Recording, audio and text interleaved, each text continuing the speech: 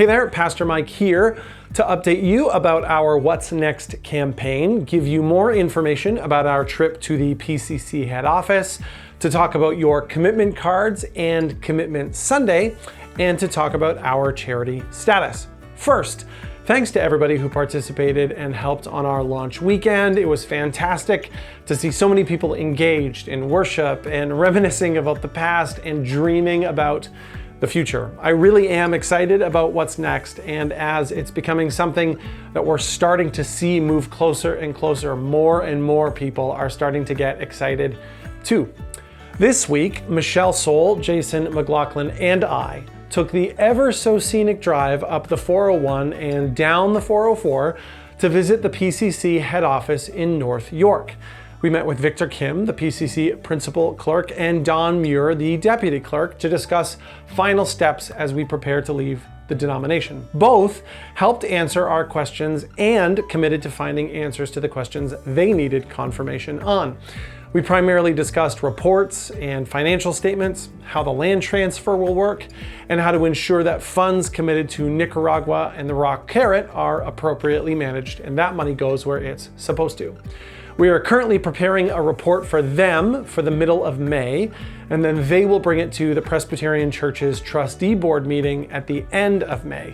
In the meantime, we're also going to connect with the chair of the trustee board to see what information would be helpful for him. Overall, we left with more work to do, but we are encouraged knowing that we are working with good people and that those people are working alongside us to help us leave the PCC well. Sunday, May 5th is what we are calling Commitment Sunday here at IPC. Everybody should have received a commitment card. It's a long card that looks like the one I'm putting up on your screen right now, along with the prayer journals. This card indicates how much you're committing to give to our What's Next campaign above and beyond your regular givings. We're asking everyone to bring their commitment cards to church that Sunday morning, May the 5th, and lay them at the altar that we'll have prepared there.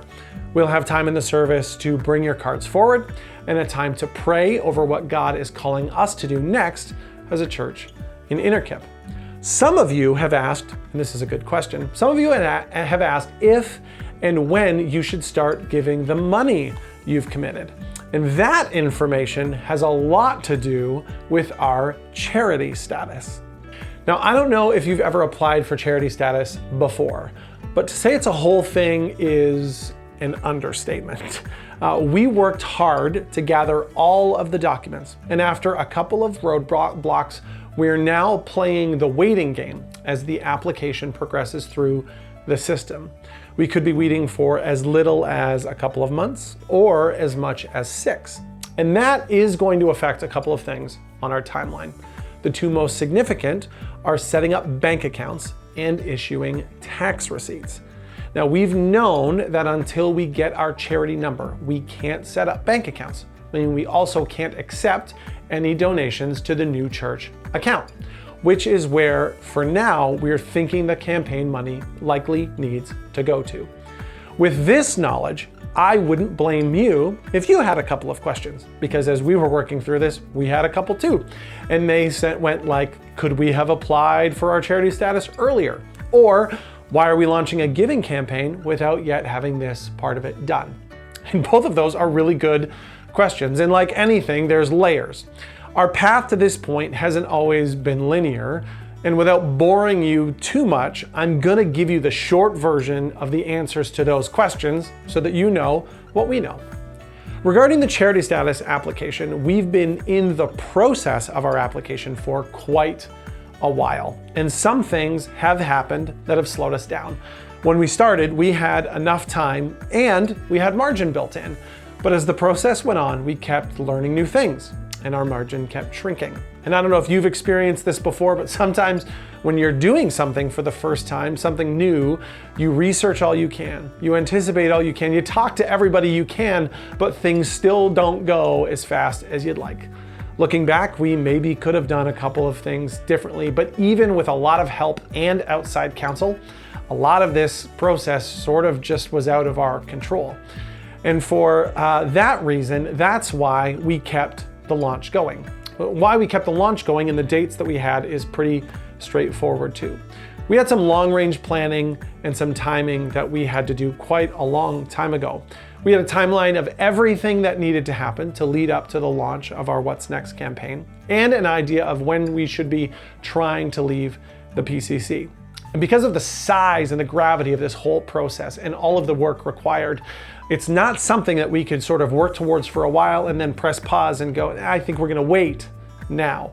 We planned this process and reverse engineered our timeline with margin built in more than a year ago, and with more than 25 What's Next team members that have been working on various parts of this campaign. By the time we found out our charity status was going to take a little longer than we'd hoped, we were well on our way towards this season.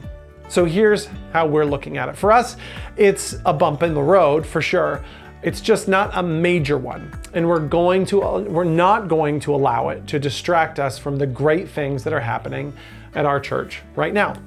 As we've worked through this season, and as I've worked through this season with all of our teams, I keep assuring the staff and the elders, maybe more times than they prefer to count, something that I'm going to share with you right now, and it's this. It's often the case that we can have almost everything we want as long as we have patience first. And I'm not saying that we're doing everything that we want, but patience is a key part of really everything that we've done in this process so far. So we've created a timeline, but ultimately we know we are on God's timeline. And because we have confidence that He's in control, we have confidence in our destination. Have we gotten anxious a little bit? Sure. Do we wish maybe things had run in a bit of a different pace every once in a while?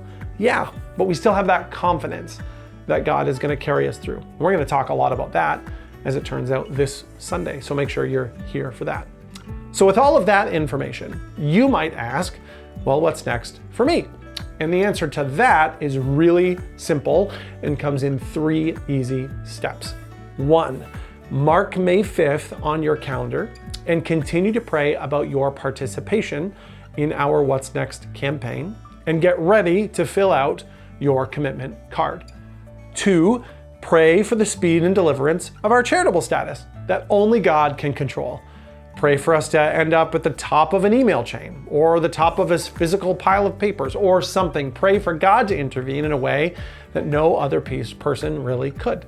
And 3, discuss how and where you will put the money aside that you plan to give if we can't take it right away.